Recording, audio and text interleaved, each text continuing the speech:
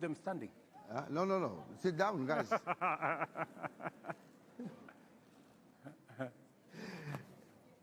Well, thank you very much for your patience. We had to wait, of course, to have the icing in the cake. And we're going to have now a very informal and frank discussion with His Excellency, President Ruto. He told me to call him William, but I cannot do that.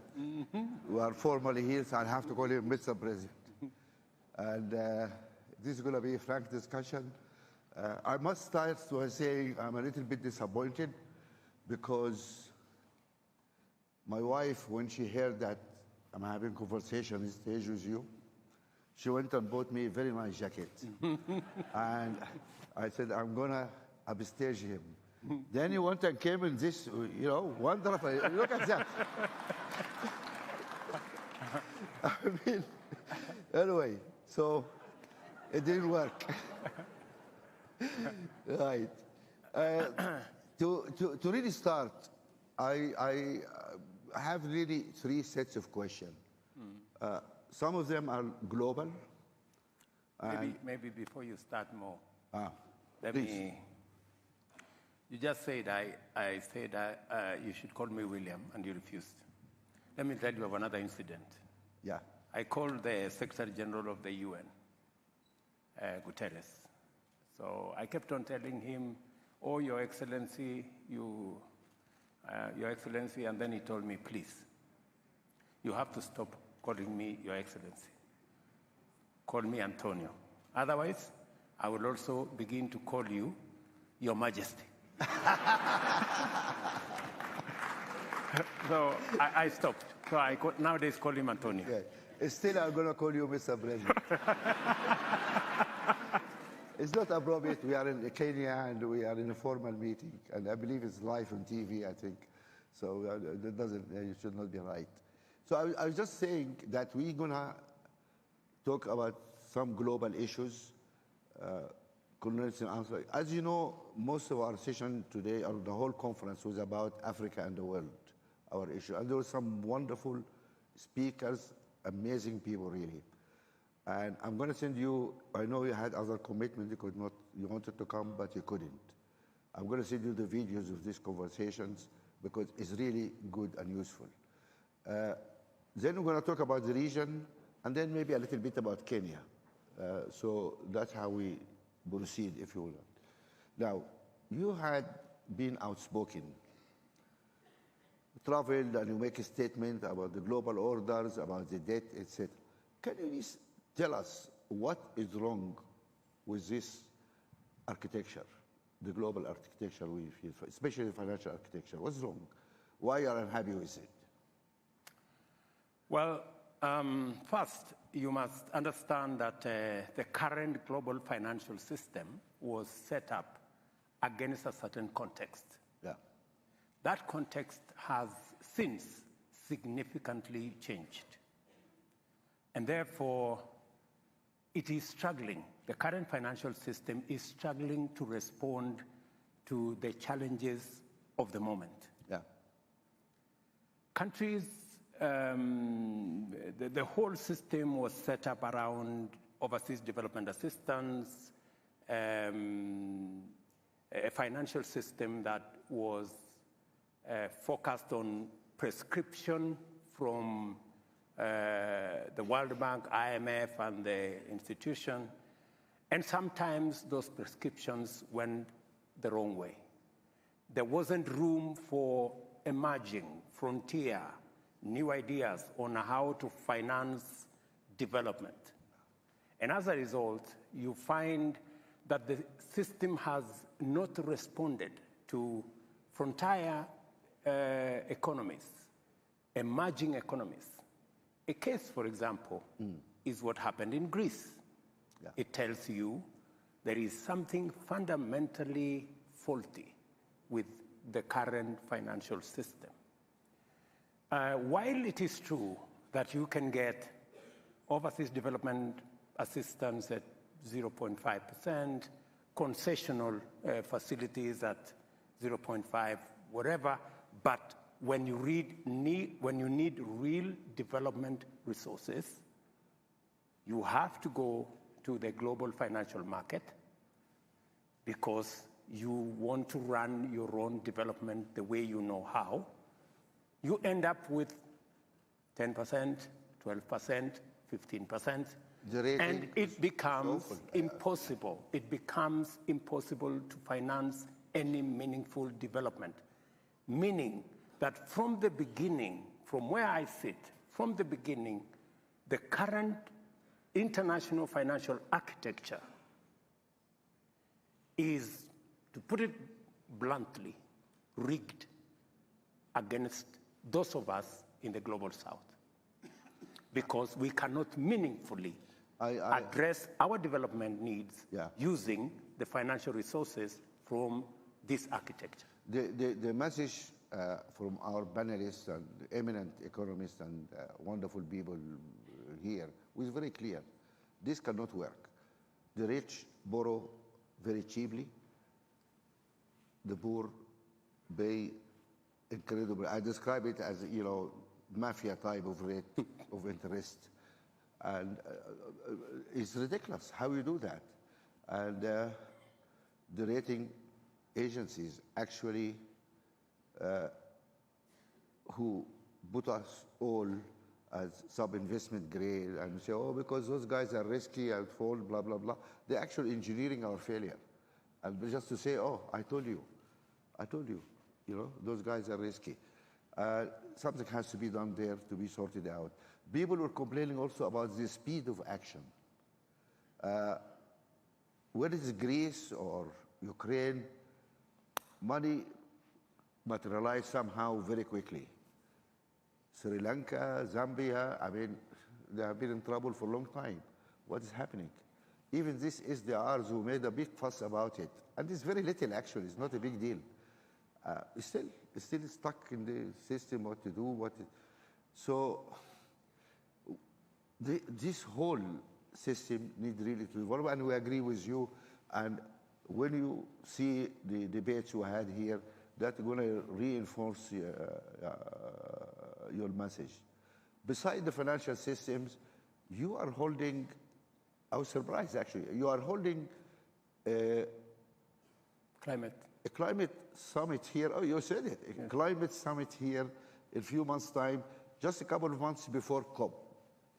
Let's be frank. You don't have trust in COP. Why are you having this just 2 months before COP? Because we tell Amina, look, Amina, we don't trust you guys. Where is Amina? Yeah, because in the COP, there's thousands of people go, and then what happens?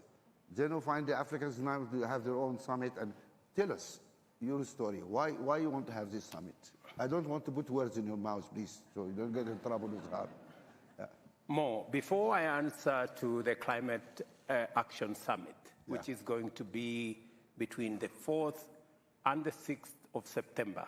Okay. I wouldn't go as far as you said, mafia. I wouldn't go that far. Not. Yeah, you shouldn't. You're a president. I'm not. But I would say the following. I would say it is our responsibility. They say it is the wearer who knows where the shoe pinches. Yeah. So it is our responsibility to engineer the debate that will put on the table our perspective, our point of view on what kind of financial architecture, global financial architecture that would work not just for us, but for everybody. Yeah. Because it is true that you cannot continue to have the kind of inequalities that are there in the world, because that is why you have all this migration left, right, and center, and you can never have peace until everybody has peace. Yeah. Therefore, unless and until we have a financial system that works for everybody, that financial system, therefore, does not work for nobody. Yeah. Right? So it is the debate we must have, it's the conversation we must have, and we're not asking for an unreasonable conversation. As I said here yesterday, we are asking for and even a win-win architecture that brings on board everybody and does not price others using risk. Oh, you know, Africa is risky, or you know, this is risky, or you know. In fact, we can authoritatively say Africa has the highest return of an investment. I don't know how that becomes risky. Let me come back to your climate. to climate. Why you have this climate? We have, as a continent, as people from the global south, we have attended COP 26, 27, and the conversation has been a good conversation. We are focused on adaptation. We are focused on loss and damage and that conversation. From where I sit, that conversation is structured from somewhere. It is not a conversation that we have generated from our end. We also have ideas on how we can fix this global problem. And why we are having the Africa Climate Action Summit in Kenya is because, first, I'm the chair of the Africa's heads of state on climate change. Okay. And therefore, it gives me responsibility to work on Africa's position when we go to have a conversation with the rest of the globe. That's number one. But much more importantly, yes, it's good for us to have a conversation about loss and damage. Yes, it's good for us to have a conversation about adaptation. But we need to have the more important conversation about climate investment. How do we... The real conversation is how to get to net zero. Yeah. That is the real conversation. Yeah. And investments on how to get to net zero, how to re-engineer the globe towards that direction. Investments that are being discussed is in the region of 150 trillion US dollars. The only conversation that is being discussed about loss and damage is 100 billion. It is not a tenth. It is not 1%. So we are being consigned to a debate at the corner about loss and damage adaptation, when the real conversation about investment is happening elsewhere.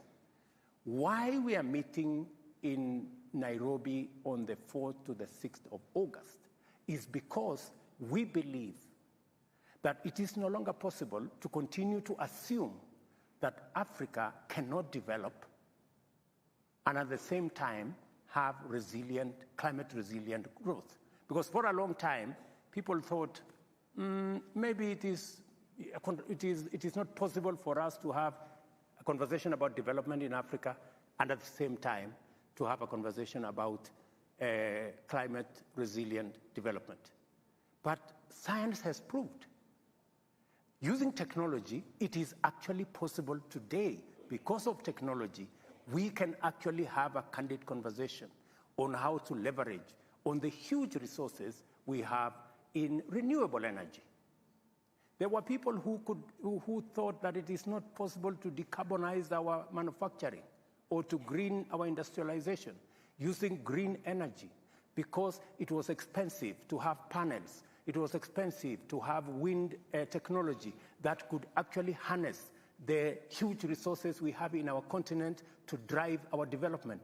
But today, science and technology has proven that it is possible to unlock the huge potential of green energy in our continent, yes, not only to drive the greening of our manufacturing and industrialization in this continent, but in fact, the globe needs the resources we have in this continent. If at all, we have to make serious steps in ensuring that we save the world from fossil fuels. Yeah, but you see, wonderful. Do you understand why we are going to have this conversation on the... More. Yes, It is very important because we want the world to understand that we do not want to come to the table as victims. Or, you know, or... That's not what we want to do. We want to come, we have our own ideas. We believe we can make a contribution towards sorting out this global challenge. It's affecting us the most. We have contributed the least, but that is not the conversation. We are telling the globe that we have ideas on how to sort out this problem. And we want Africa to be part of the answer. We are not going to accept to continue to be labeled as victims. Good. But here is let me just be devil advocate. We have been talking about loss and damage, and those guys pretended they don't hear us. They don't want to accept any liability. And to my understanding, I think it's only Denmark who accepted. I mean, I am correct to say only Denmark accepted, and it was like a couple of millions, you know, just some small, you know. Those guys refused to accept. Here is another proposal. Okay, you guys keep fighting the loss and damage. I don't believe those people will accept that discussion because they don't want to accept it. Here is another suggestion. Just look at what's happening now. On average, every American, man, woman, and child puts out 16 tons of carbon every year. Europe does 6.5. China does 6 to 7 tons per person every year. Here, we're putting nothing, very little. Some of us put half ton, some put 1 ton. South Africa is the only country in Africa which put something out, which is like 6 or 7, like Europe, or because using a lot of coal. But that's an outlier situation. 53 countries were not putting anything. How about this argument? The world today puts out 37 trillion tons every year. And scientists say, no. You should be maximum at something 24 if you want to move towards net zero. If we accept that number, we are 8 billion people on the planet. And if we are all equal, and there is a question here, if our friends accept that we are all equal, but let's assume we are all equal, then every man, woman, child in the world is entitled to 3 tons. How about this assumption? We say, okay, 3 tons is the limit. You guys put out in Europe 6 or 7 tons per head. You need to pay into that trust the excess, 3.5 tons per person, multiplied by 450 million, multiply the price per ton, you put this money here. The polluters have to put that money there by international agreement. That is the cost of you. You use something, you pay for it. And everybody understands that. You pay for what you use. Then a country which only emits 1 ton or 2 tons, we say, okay, wonderful. We owe you 1 ton per person. Here's the amount of money. We give you that money. And if we do something like that, enable us to deal with a number of issues, like the Amazon, like the Congo Basin. Everybody tell us, guys, don't touch this, we need it. You need it, pay for it. Yeah, because the whole world pay for that. So we need to create that legal trust where money will be given to the guys who are not putting the carbon out and taken from the guys. That creates a market incentive. My point of view is that those guys taught us about the market. And they told us the market, the power of the market, etc. Even our Chinese friend, and we have a dear friend from China today, told us China may be a communist country, but it believes in the market. Correct? He said that. Okay, this is a market. Let the market force play out. The polluters pay because they are polluting right now, and now they have the incentive to stop polluting because they're paying a lot of money. And the developing countries, which is not putting anything, have good incentive to keep receiving money and to stay as good guys and go green. Why aren't we deploying the market forces and producing some kind of a global system where the polluters pay for what you use? And the guys who are going green receive compensation for that. If we look at that, the countries which are actually affected by climate change are all poor countries. And they are all non-polluters. Then they're going to receive a lot of money. Guys, go and build your resilience and go green, etc. That is a very simple thing. And then people don't treat payments as charity. I think the problem is the polluters. When they say, oh, give you $100 billion, in their mind, it's a charity. You know, okay, I'm going to help you guys, you know, you are victims. But, you know, this year we have crisis here, we have COVID, we have that. I cannot do it. But if it becomes illegal agreement, it's something, it's not a charity. You pay for what you use. Would that be something we Africans should advocate? We say, guys, just pay for what you're doing. Instead of thinking that you're giving us charity. It's not a charity. Anyway, something to think about. But what is important, I think, is to try in your summit to develop a coherent African voice. We need one coherent African voice. 1, 2, 3, 4. And instead of going with 54 very weak voices. That's how to amplify, and I really look forward for that. Thank you. So that was about climate, and we talked about the rigged financial system. Then actually, the global order, or maybe you call it now global disorder, things are different now. And polarization, you know, the things are changing around us. How Kenya is going to navigate now when you have all these competing powers and a lot of antagonizing going on between these powers? I imagine you are pulled this way and you are pulled that way and you pressured here, pressured. How are you going to navigate that to maintain the best path for Kenya? Well, I think let me, you made a very powerful point. I don't know why you don't want me to respond to it, because... No, you're free to respond to anything. Did I stop him responding? You have the mic. Because you have made a very powerful point about emitters and what do we do about this whole space where we're having a conversation and it's not quite coming out, and it's looking like, as you put it, it's charity. We're trying to help those guys. They are victims. You know, they are affected. That kind of conversation. And I really wish what you're saying would happen, because Kenya would be among the countries we would be receiving a big check, because our grid is 92% green. So we would be looking at that opportunity. But because of the way things are, you know, and we have to be brutally realistic about what is it that we need to do. I think the first step, even before we go that far, is we need to do carbon pricing. Yes, absolutely.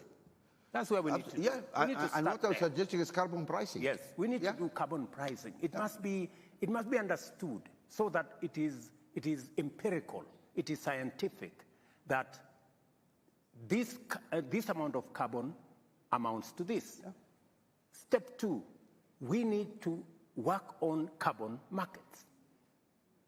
That is all we're asking. We need to work on carbon markets. And these carbon markets must be worked on with integrity. Yeah. Today, we have carbon markets at 10%, at 10 US dollars. We have carbon markets at 200 US dollars, depending on who it is, on what you think it is, on, you know, it's a floating. The integrity of the certificates. The integrity of the certificates is not guaranteed. We need to agree because we are in this together. Yeah. And I think that the sooner we all realize that this is not us versus them, this is us on one side and existential threat on the other side, then we will put our act together. Once we work on carbon pricing, once we ensure that there is carbon, the carbon credits have integrity. Yes. Once we work on carbon markets, then we move to the next stage, and we must, countries, continents like ours that are sequestering a lot of carbon, there must be a consideration, you know? I was having a conversation with President Museveni. He's a good old man. And we were having a conversation about what do we do? Excuse me, you said good old man? I'm not trying to cause trouble, but I just... I was having a conversation with him because he's my neighbor. I know. And I was in Uganda the other day. So we were having a conversation, and he was telling me how he's working on making sure that he gets the oil out of the ground. He's working on a refinery. He's working on a pipeline. In the context of all this fossil fuel climate change debate, and I was asking him, how are we going to, to marry what we're doing, what climate change?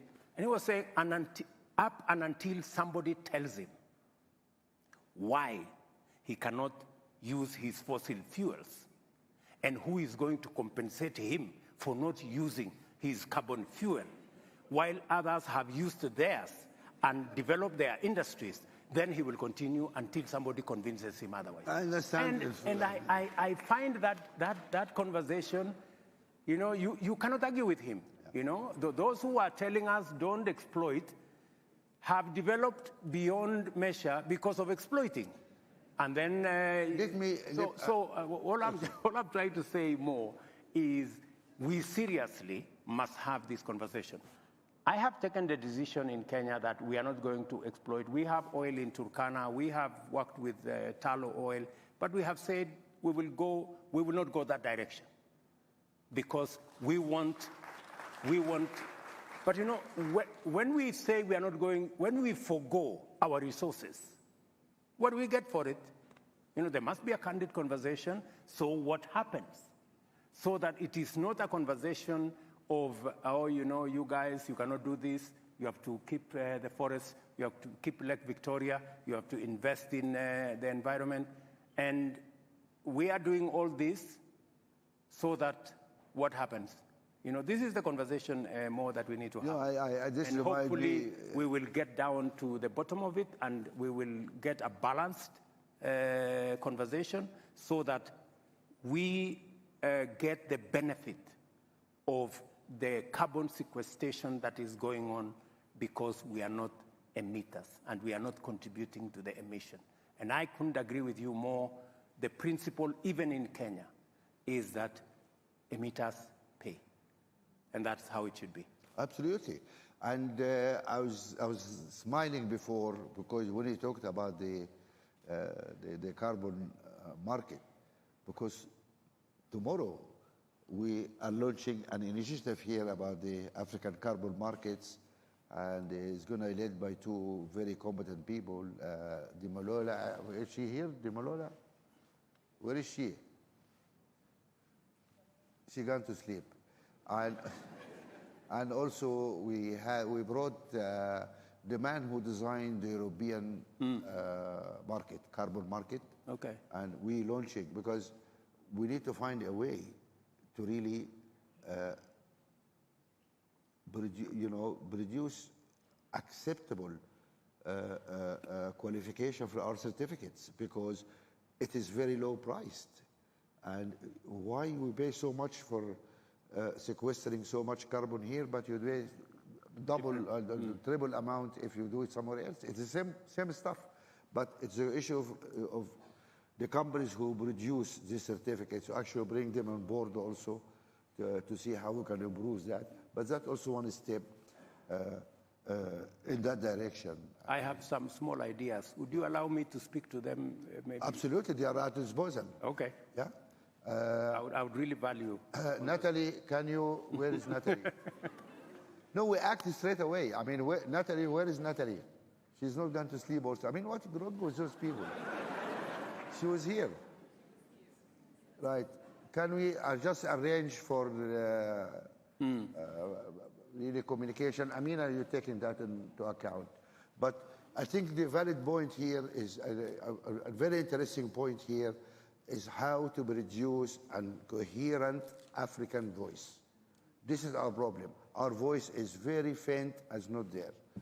In the Glasgow COP, 37 countries or institutions, or 39, decided, oh, we're not going to fund African gas. We're not fund. And following that, we were in a meeting in the Africa Summit. I don't know, were you elected as time on the Africa Summit in Brussels? The last Europe-Africa Summit. And we had this conversation with our European friends. And Chancellor of Germany was sitting there. And I asked him, I said, I found it very strange. You are wallowing in Russian gas. Half of African gas exported to Europe, actually. 50% of our gas exported to Europe. And then you say, we cannot use our own gas. We now have 600 million people without power. Where is that morally? How can you beat that, you know? And that was 6 days before Ukraine invasion. When they say, oh my God, now we have no gas, let's go to Africa now and get African gas. So all now investing in African gas because they need the gas. So we need some really consistency here. I will not use the word morality because you are here, I don't use tough words, okay? But we need some more, here, Natalie, you're not, I thought you went to sleep. We need the initiative on the African carbon market. The president is interested to link with that because also of his conference, so important. Can you please yes. sort it out? Thank you very much. Right, we'll move now a little bit from the global issues because I think we don't have much time, maybe, I don't know, to the region here. And if I look at the map, you are an island in a troubled neighborhood. Maybe Tanzania is good, is at least safe enough at the moment, and I hope to stay safe.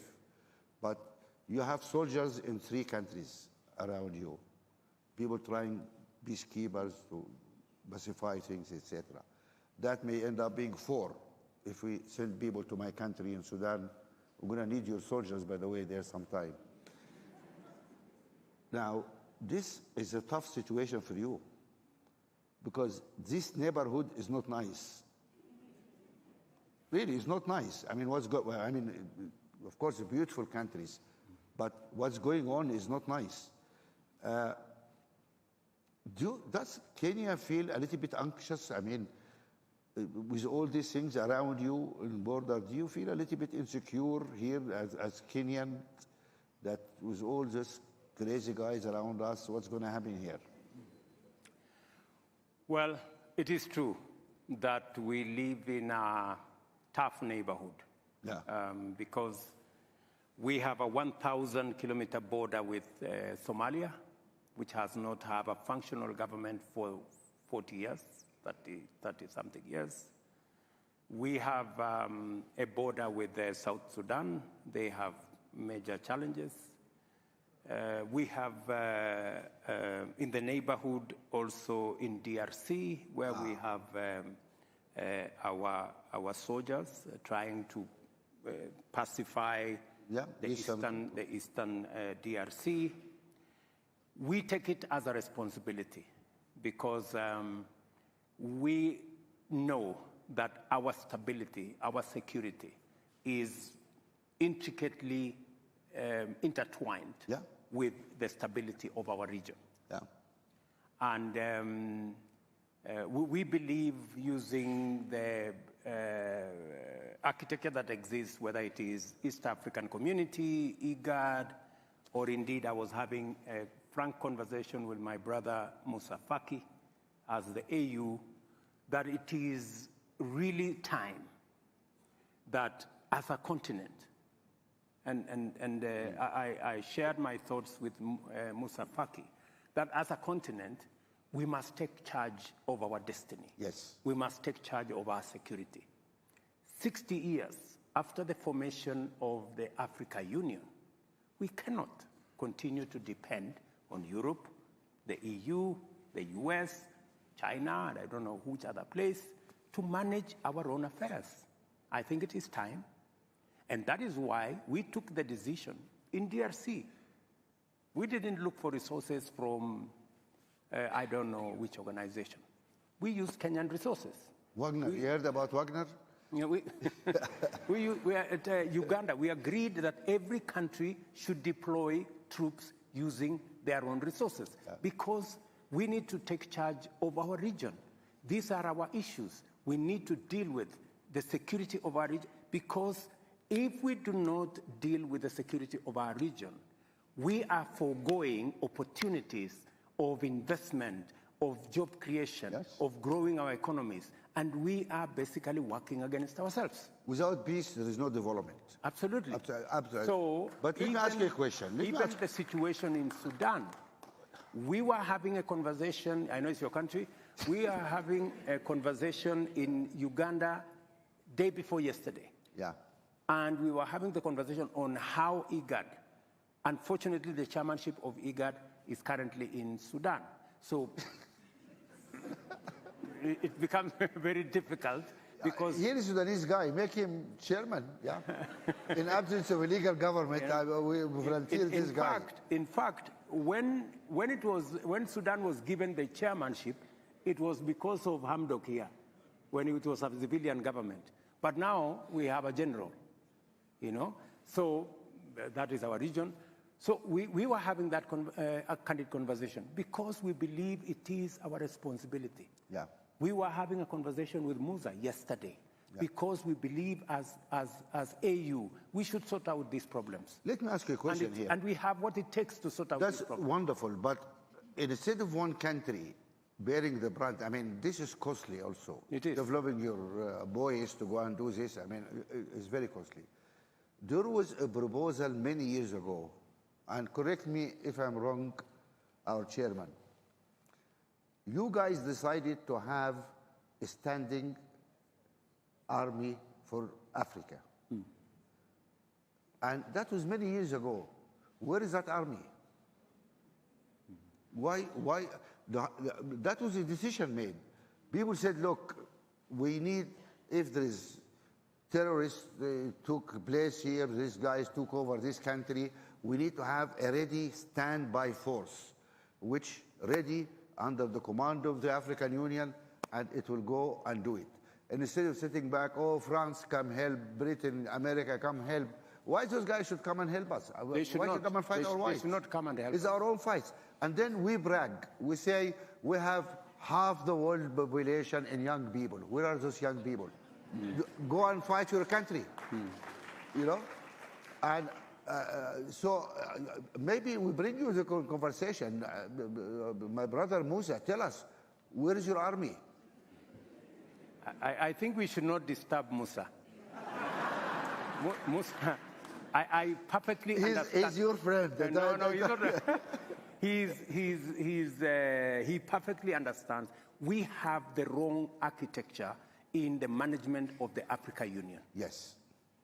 Yeah? I'm glad you said that. Yeah, okay, not me. Yeah. Musa Faki, who is the chair of our Africa Union Commission, can do very little because we have retained all the powers as heads of state. Right. And yet, you cannot run one country and run the continent of Africa. Right? We seriously need an interrogation of the management of the Africa Union.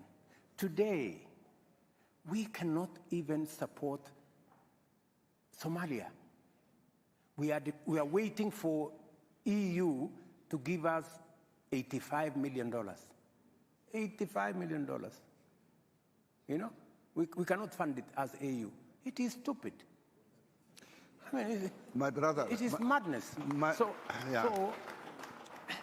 the are operation, you telling me 54 countries, 60 years after independence, they cannot manage 85 million to sort out Somalia, which has no government? Eh? Let me. I just want to ask him, sorry, I want to ask you a question. He's my brother, but we need to talk frankly. How many African countries did not pay their dues this year? Please tell us. Don't name, but tell us how many. How many countries did not pay their contribution? The contribution this year. The majority paid. Majority paid. This is the answer of a diplomat. Yeah, let us not put Musa in trouble. No, but these are facts. It's not, I mean, I'm not naming countries. I'm saying African countries do not respect their own union. If you don't respect your own union, nobody respects you. Full stop. And then, the same guys who don't pay their contribution, they go to this international meeting and say, oh, African sovereignty, African solution for African problems, Africa this, Africa that. Come on, guys. What is this? We need to be credible. If we believe we have an African Union, we need to have an African voice, we need to do it. My understanding is your operational budget, my brother, is really paid by the European Union. This is a fact. This is a public knowledge. It's not secret or whatever. We are not paying for our own operational budget for the African Union. We are not.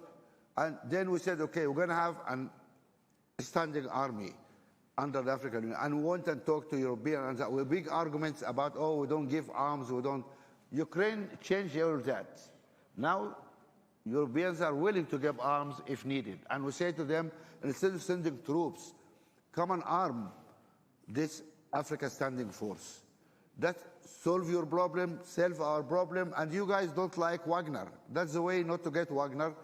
Our boys go and do the fight, but we need helicopters, we need... Let me say this more. Yeah. Let me say this to save our face. Yeah. That you started this, not me. Yes. We have a challenge.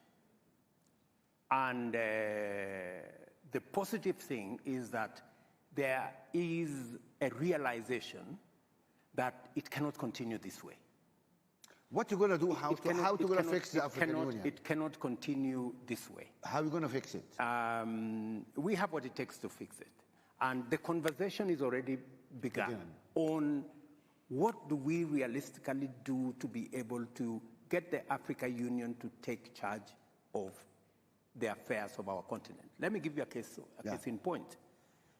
We decided, for example, that we are going to assemble our market using the Africa Continental Free Trade Area market. Yes, that's good decision. Ecosystem. Yeah.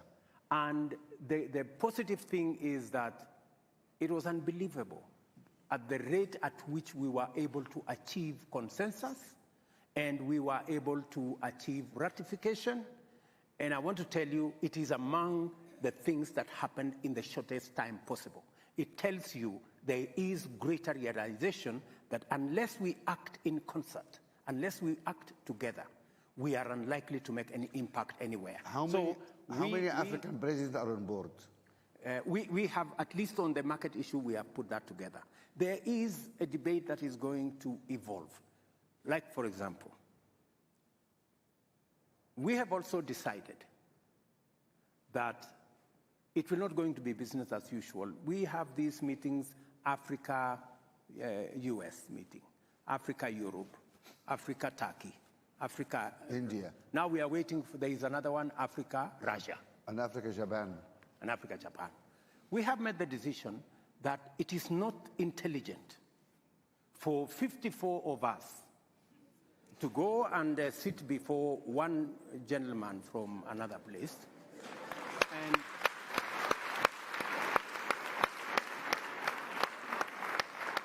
I mean, And sometimes we are mistreated. Yeah. You know, we are loaded into buses like school kids.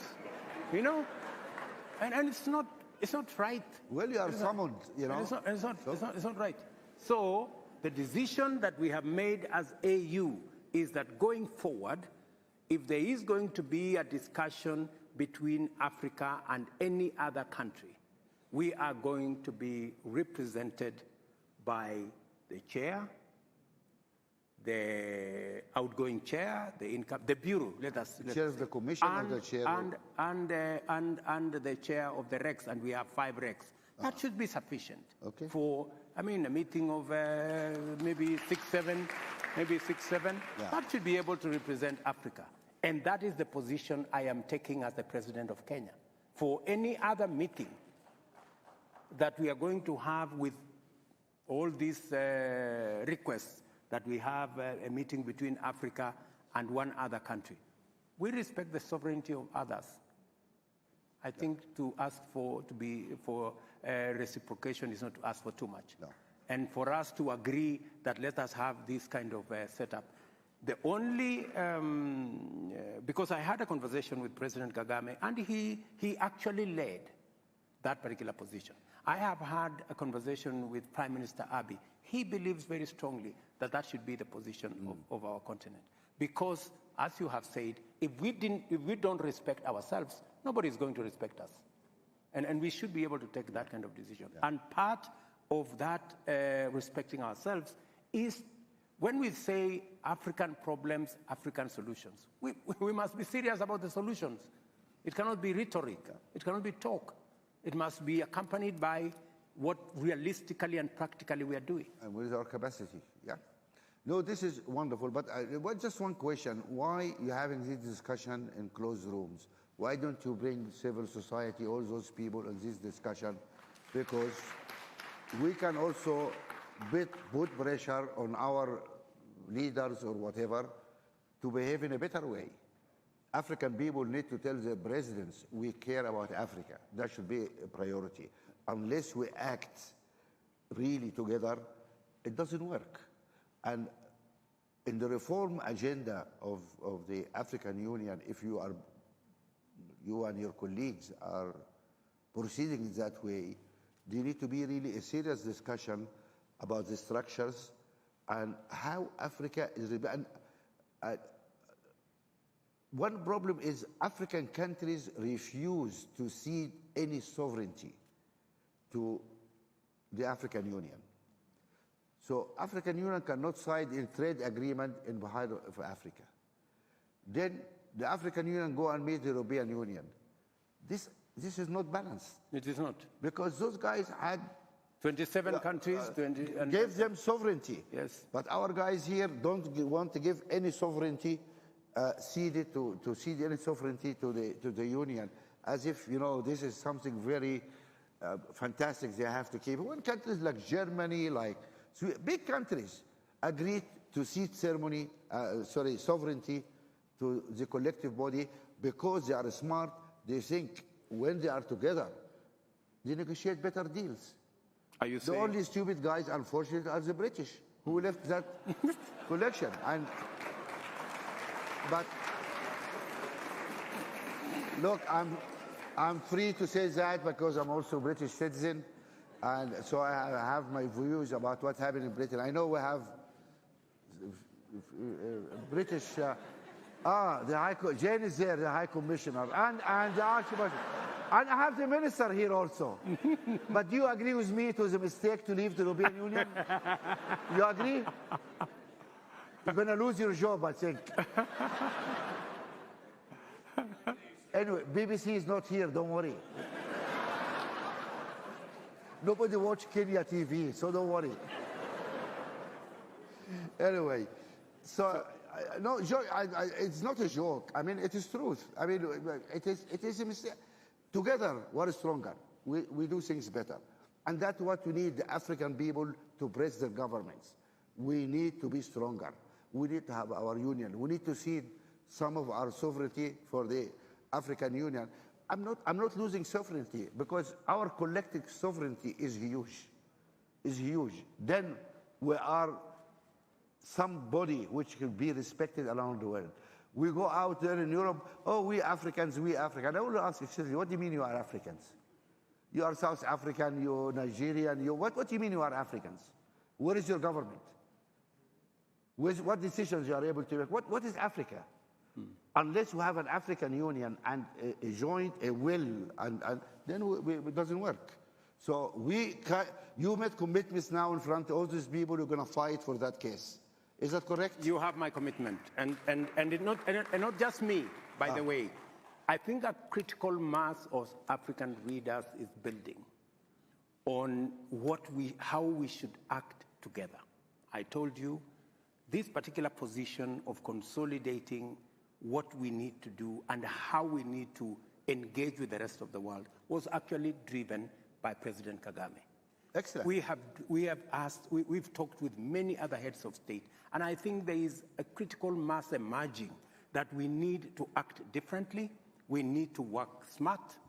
Let me tell you of an unfortunate situation. I visited one of the countries, I don't want to say which one, and we were having a conversation about the economic partnership agreement between EAC and the EU.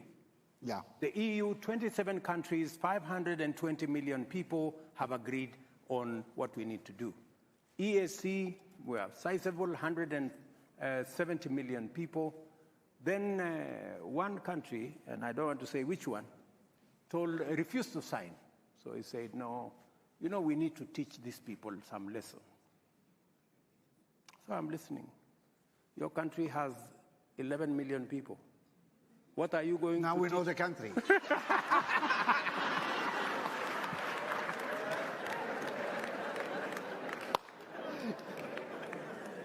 Anyway.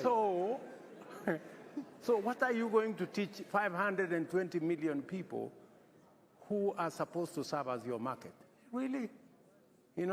So sometimes we undermine our own case because of not acting properly. So I want to promise you that it is our challenge.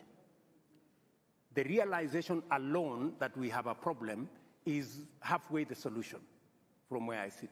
So we know that we have to change stuff.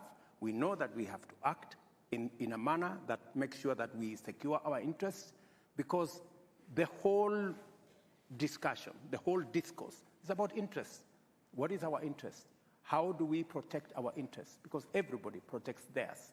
Yeah. So this is awakening, and I think the engagement of Africa with the rest of the globe is going to change. That is why, for example, we are having the Climate Action Summit, because we want to go to the UN. We want to come to the UN General Assembly. We want to go to COP28 with an African consolidated position, speaking with one voice, the whole lot of us, so that people can know we know what we want, and we will not back down. This is wonderful. If any value to this discussion is, I think we reached some interesting commitment from the president here. No, it's useful, the commitment made by the president.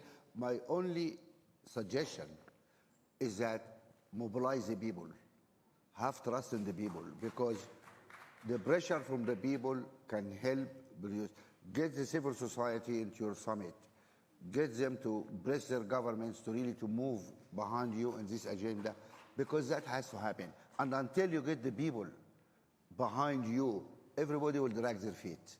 And that's the history of Africa. I agree with you 100% that we need to mobilize the people to be with us, to share the vision with us, to agree with us on the paradigm shift in what we need to do. I agree with you, the civil society have a big role to play, because they can do sometimes what governments cannot do. And even in Kenya, we have a robust civil society. They have made a huge contribution to who we are today. Sometimes as governments we agree with them, sometimes we don't agree with them, but that is the nature of life. All I ask of our good friends in the civil society space, including you, Mo, is always to look out for the interests of the people of our continent, and not sometimes to play to the gallery of the people who pay your check.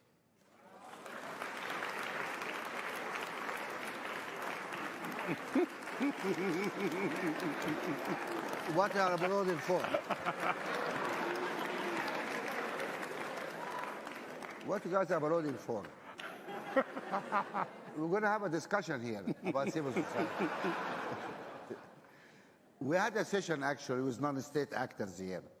We had the president of 5 of the biggest foundation in the world. We're all in this case. And I'm going to send you the video of that. Okay. What civil society and what foundations are doing for Africa, it's a wonderful job. And that brings me to the issue of civil society, about who pays your check. To start with, in our foundation. No, by the way, no, you know, I'm not talking about a more. No, but to make it clear, I don't know if everybody. We don't accept donation from anybody, government, business, anybody.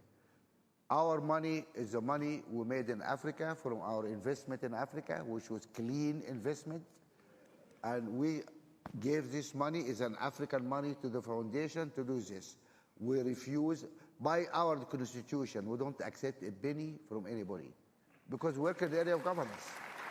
So we don't have anything, right? This brings me to the issue of other foundations which doesn't have a donor who have a lot of money to give them, which is fine, many foundations like that. Really, what bothers me is that if a foundation, not every country, but many African countries, if a foundation receives funding from external source, it is no. Some countries ask them to be registered as foreign agents. But the government of the same country go and beg for the same money from the same donor. So how civil society is agent and a foreign agent, and the president is not a foreign agent? Let's be consistent. You know, why the government accept donation, but the people cannot, civil society cannot have donation? What we need, of course, we need is a charter for the foundations, and we're working on, we need to have a charter for African foundations on our own governance, because we cannot just keep screaming about the governance and the government when we are not observing governance in our own foundations. We have to do, I accept that, and that should be the way to work. And I think we need to find Kenya. They have let me speak for Kenya. You guys are let me fighting this based on civil society, frankly. Let me speak for Kenya. Yeah. The same way you have made a disclosure about more foundation. Yeah. Let me also make a disclosure about Kenya. Please. We don't require the civil society to make any disclosures to government on who they get money from, how they use it. It is their business. All I said is we just the same thing, governance. You demand of us governance, rightfully, legitimately, and that's the right thing to do.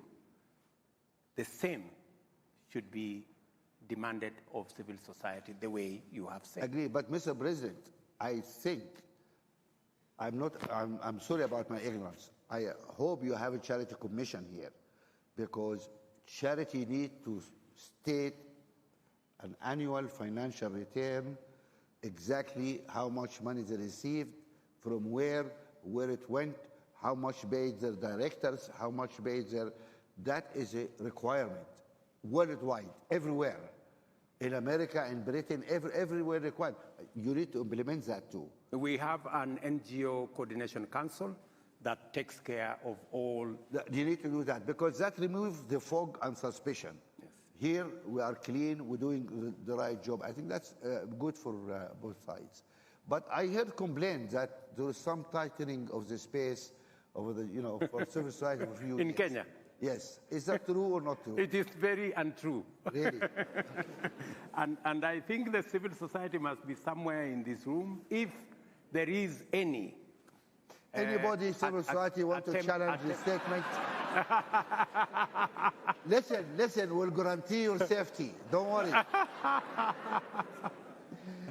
Yeah. I heard you had some rogue police unit here, which carry some execution stuff. But I disbanded on day one. So guys, don't be afraid. Stand up and speak. No, nobody's speaking. Anyway, fair enough.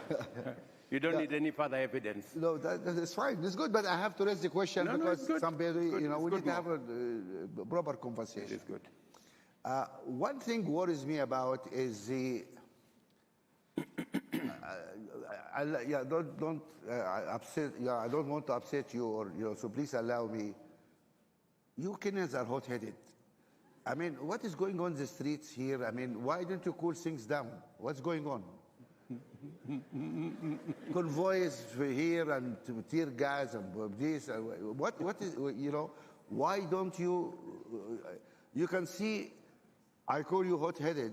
I call our people in Sudan stupid and criminals because we went too far. You look at our example and, cool it down. I mean, why aren't you talking to each other? More.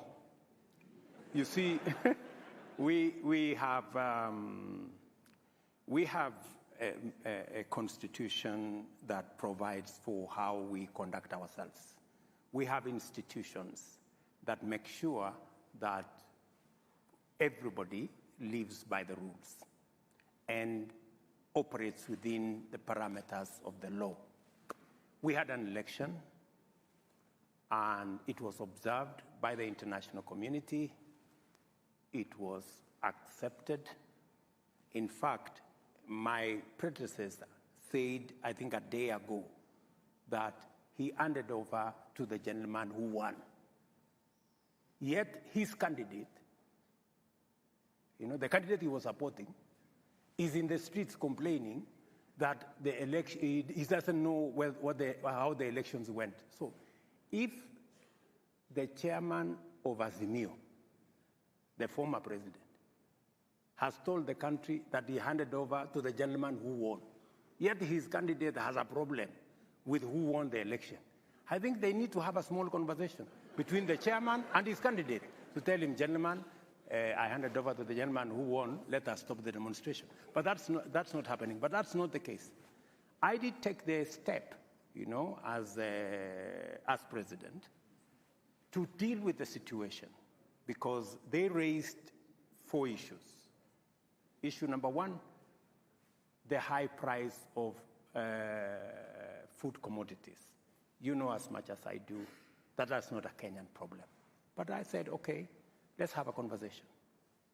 They raised number 2, that that they're not satisfied with the outcome of the election. We all went to elections. The international observers were there. It was validated by the institutions of government, the institutions of the Constitution. The Supreme Court validated. 5 months after the election, they said, there is a whistleblower who has now said he has given different results. In which country, more, is elections determined by whistleblowers? I don't think there is any such country. But I took the step to say, okay, let us create a framework. I reached out to the opposition and said, let's have a framework where we can have a conversation about the issues you are raising, right? And I extended an olive branch. I went on national television. I offered, said, let's have this conversation. They accepted that let's have this conversation. And before the conversation could start, they said, no, we don't think you are sincere. We don't like one of your members. They didn't like, I saw the paper. If you are having a conversation and you need everybody on the table, you cannot say, I don't like so-and-so. It is the reason why we are having a conversation, because we don't like one another, So it cannot be the argument that I don't like so-and-so. So the very reason why we are having the conversation is because we don't like one another. Let us always have the conversation. But anyway, be that as it may, let us see how else. You know, if you have make a different suggestion. We've even offered them. We've told them, okay, if you don't like so-and-so, it's fine. Can we start the conversation, and then we will exit this person you don't like? They say, no. We told them, but the prices of food commodities have come down. They say, even if you bring it down as far as possible, we still want to go to the demonstration. I don't know. Maybe we need a hug first, you know. What? Really, because my brother. Since these are your friends, why don't you reach out to them and have a conversation?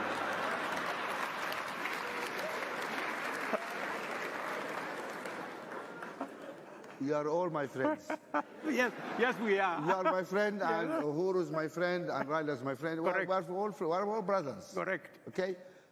I already reached to our brother Raila, and I'm inviting him to come and have lunch. I said I'm going to buy him a great lunch. Please. To come. I don't think I don't know where is he. I haven't got confirmation yet. Because I would like to meet him. Uhuru, my other brother, unfortunately, he's changed his mobile number. I cannot reach him. So if he hears us here, Uhuru, give me a call. Yeah. No, because we need just to talk I will as look brothers. for his new number and give you. You have his number? I will get you it. You are friends then. Yeah. No, because to be honest, and please forgive me, I'm not a Kenyan, but maybe it's much easier for me to say this because I'm not party to what's going on here. Please, guys, you have kids need education, you have people need food, you have jobs, you have a lot of issues important here. All this is hot air and squabbling or boisterous. Let us work for Kenyan people. Absolutely. So just fairness, I'm not party to any of this, you know, but we need to find a way to really hug and talk. That is, I saw the Archbishop of Canterbury is here. Is he sitting here? You have a job here to do. I mean, and he's the our Archbishop, friend. that's your job. You need to go and get people, hug them, and, you know, do a prayer or something. I mean, come on. Yes. Is that a reasonable request?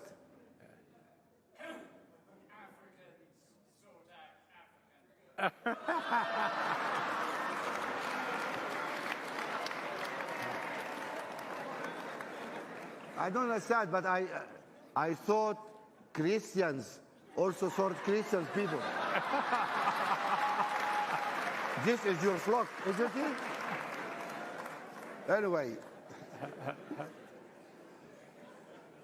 Well, I see you are running and out actually, of time. Actually, yeah. One of my competitors is actually an Anglican. So I think the Bishop of Canterbury can do a very good job there. When you come for lunch with us, join us for lunch. Maybe you can, you know, start a conversation.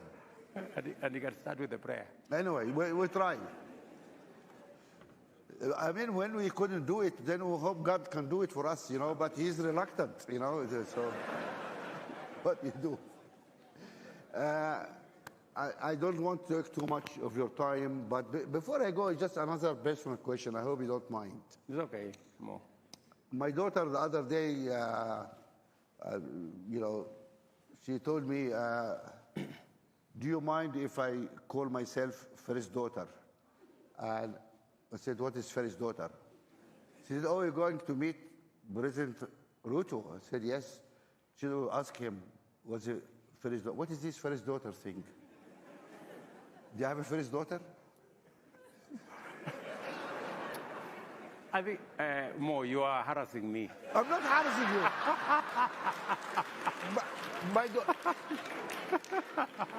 This is not fair. I'm asking a simple, honest question.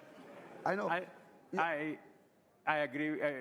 Maybe on this particular one. But Mr. President, it is a Kenyan joke. Yeah. Because my innocent daughter Charlene put on her Twitter account. And I asked her, why have you put this password? She says there are, I think, what are those accounts that are duplicate? Parrot or something? I don't know. I'm not very, yeah. There are so many accounts in her name which she has nothing to do with. I see. Fake accounts, yeah, okay. Fake accounts. So I told her, but you know, this will be misinterpreted to mean something else. But she says, that's how I have chosen to do it. And I think let us just leave that to be. So, okay. But are you telling me that you have no intention of creating a third dynasty here? I think I think the people of Kenya have moved on. And my position is that if you look at the way I look at how we should move, inclusive growth, inclusive development, if you look at my political philosophy, I do not believe that everything should rotate around the president, even if that is William Ruto. Members of my family are not participating in any politics. And I'm not saying that they should not. If they want to, but they should. But I have made the conscious decision that it is enough that the people of Kenya have given me the honor to be president. It is not in my place to use it to promote my family. It is in my place to use it to promote the children of other people so that they get the same opportunity like the one I have gotten. And that is why I have a very big argument with some of my competitors who use the office they get whenever there is a nomination. They nominate their daughters, nominate their cousins, they nominate. I don't think that's the best way to use opportunity. I think opportunity should be spread.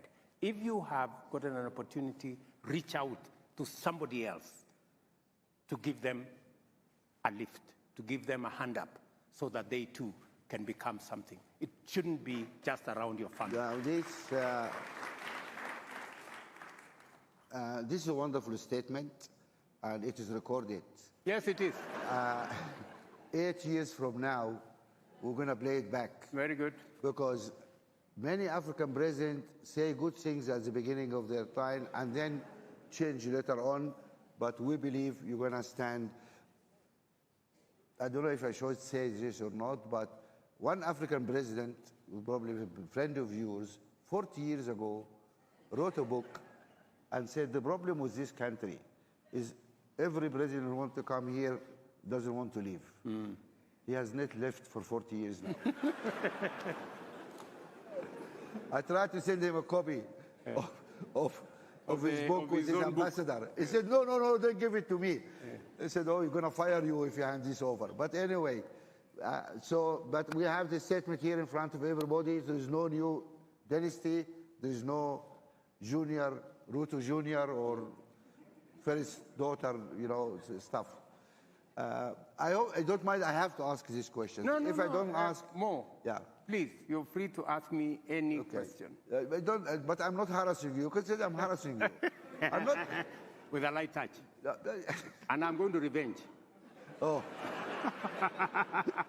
That is serious. Really, you have been a wonderful, really guest in our discussion, and we thank you very much, Mr. President. Please.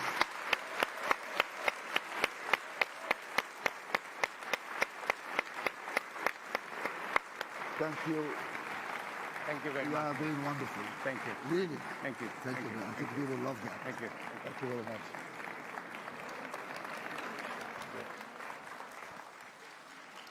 Ladies and gentlemen, ladies and gentlemen, another hearty, warm clap for Sir Mo Ibrahim and His Excellency, the President, Dr. William Samoei Ruto.